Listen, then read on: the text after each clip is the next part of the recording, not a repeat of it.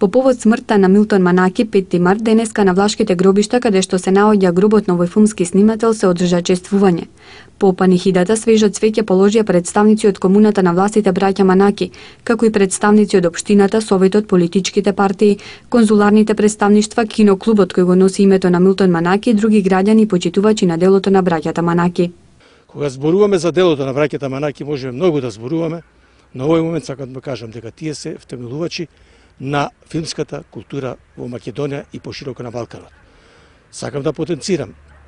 дека годинава се навршуваат 110 години од кога браќата Манаки ја направија првата правилна филмска репортажа од посетата на турскиот султан на Битола, почнувајќи од неговото доаѓање во Солун, па се до Битола и враќањето негово назад за Истанбул.